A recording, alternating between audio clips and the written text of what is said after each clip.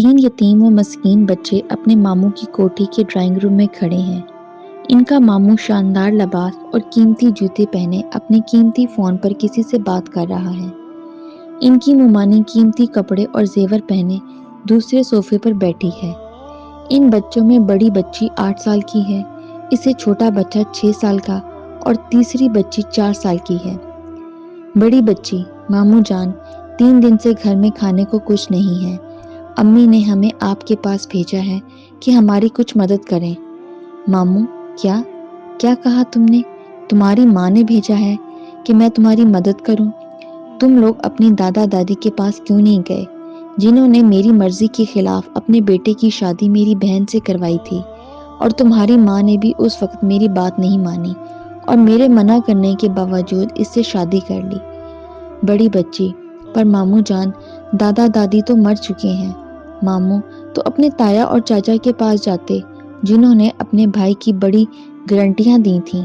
تمہاری ماں کو، حالانکہ میں نے تمہاری ماں کو صاف صاف بتا دیا تھا کہ یہ شخص نکما، نکھٹو اور نشائی ہے، یہ بھروسے کے قابل نہیں ہے، مگر تمہاری ماں کے سر پہ تو اس وقت تمہارے باپ کے عشق کا بھوت سوار تھا۔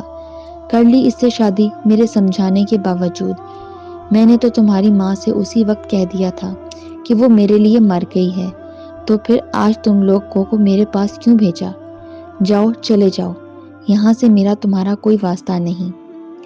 بڑی بچی: ماموں جان، اللہ کے واسطے انسانیت کے ناطے ہی ہماری کچھ مدد کر دیں، ہم 3 دن سے بھوکے ہیں۔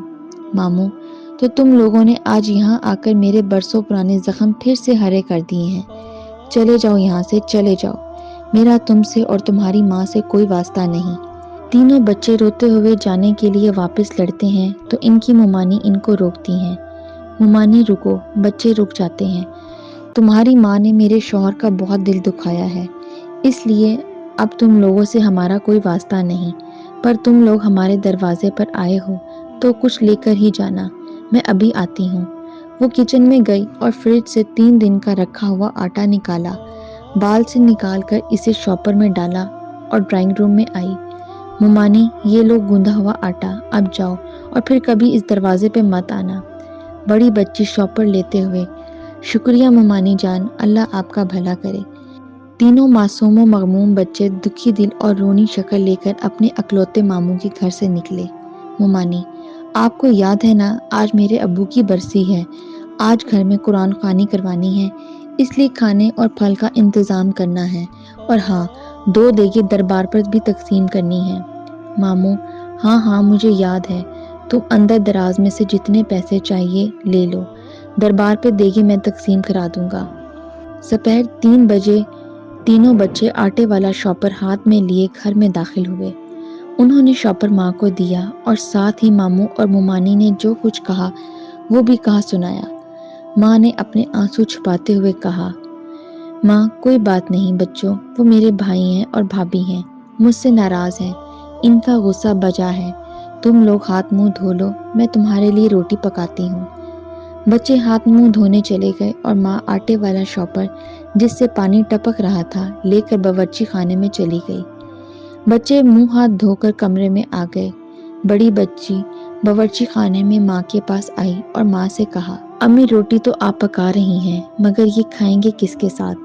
ماں: بیٹی، پودینے کی چٹنی پڑی ہے، ذرا خشک ہو گئی ہے، تھوڑا پانی ڈالتی ہوں، اس میں کچھ نرم ہو جائے گی تو اس کے ساتھ روٹی کھا لیں گے۔ بڑی بچی: جی امی، ٹھیک ہے۔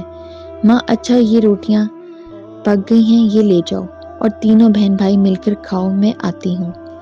ماں نے اس آٹے سے بنی تینوں روٹیاں بیٹی کو دے دیں اور ساتھ پودینے کی چٹنی والی کٹوری بھی دے دی۔ بچے روٹی کھا رہے تھے، ماں ان کے پاس بیٹھی سوچ رہی تھی کہ میری ایک غلطی کی سزا میرے تینوں بچوں کو مل رہی ہے۔ بیٹا بولا: امی، یہ روٹی کا ذائقہ کیسا ہے، کھٹا سا؟ ماں: بیٹا، ہو سکتا ہے تیری ممانی نے آٹا دہی میں گوندا ہو، تو نے دیکھا نہیں تھا کہ شاپر میں پانی پانی سا تھا؟ تم لوگ کھا لو میرے بچوں، روٹی بالکل صحیح ہے۔ ماں جانتی تھی اصل میں آٹا خمیر ہونے والا تھا، اس لیے اس کا ذائقہ کھٹا ہو گیا تھا۔ بڑی بیٹی: امی، آج تو ہمیں روٹی مل گئی، لیکن کل کیا کھائیں گے؟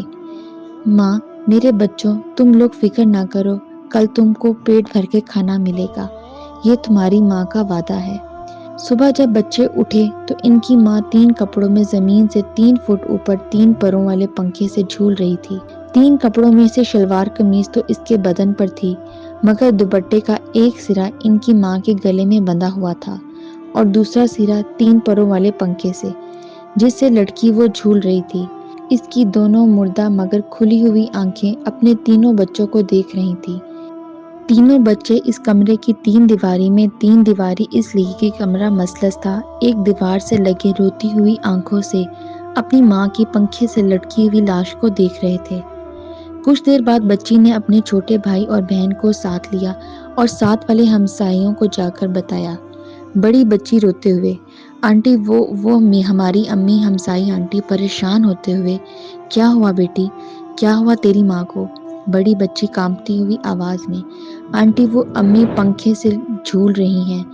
ہمسائی آنٹی، ہائے میں مر گئی، ارے پپو کے ابو جلدی آؤ، غضب ہو گیا، جلدی باہر آؤ، پپو کا ابو جلدی سے باہر آتا ہے۔ پپو کا ابو، ارے کیا ہو گیا بھلی مانس، کیا ہو گیا، کیوں چلا رہی ہو؟ ہمسائی آنٹی، ارے ہونا کیا ہے، قیامت آ گئی ہے ان بچوں کے لیے، ان کی ماں نے پنکھے سے لٹک کر خودکشی کر لی، جلدی اور پڑوسیوں کو بتاؤ اور بلا لاؤ، ان کے ساتھ ان کے گھر چلے، اور ہاں پولیس کو بھی اطلاع دینی ہے۔ جب ہمسائے بچوں کے ساتھ ان کے گھر آئے، کچھ دیر بعد پولیس آئی، لاش کو نیچے اتارا، کارروائی کے بعد کفن دفن کا انتظام کیا گیا، دفنانے کے بعد کھانے کا بھی انتظام کیا گیا، سب نے بچوں کو بڑے پیار کے ساتھ اپنے پاس بٹھا کر کھانا کھلایا۔ بچے کھا بھی رہے تھے اور رو بھی رہے تھے، ان کو اپنی ماں کا وعدہ یاد آ رہا تھا جو اس نے کل ان سے کیا تھا کہ کل تم لوگوں کو پیٹ بھر کر کھانا ملے گا۔ ان کی ماں نے اپنا وعدہ پورا کر دیا تھا، ان کو 3 دن تک مسلسل پیٹ بھر کر کھانا ملتا رہا، پر دوسروں کے ہاتھوں۔ ان کو کھلانے والی ماں تھی نہ ماں کے ہاتھ۔ اور میں یہ 3 سین لکھنے کے بعد یہ سوچ رہا ہوں کہ ہمارے معاشرے میں میت کو سہارا دینے کے لیے 4 کندھے تو مل جاتے ہیں، مگر کسی کو زندہ رہنے کے لیے ایک کندھے کا سہارا نہیں ملتا۔ اگر اس بیوہ عورت اور اس کے یتیم بچوں کو ایک کندھے کا سہارا مل جاتا تو اس میت کو 4 کندھوں کے سہارے کی اس طرح ضرورت نہ پڑتی۔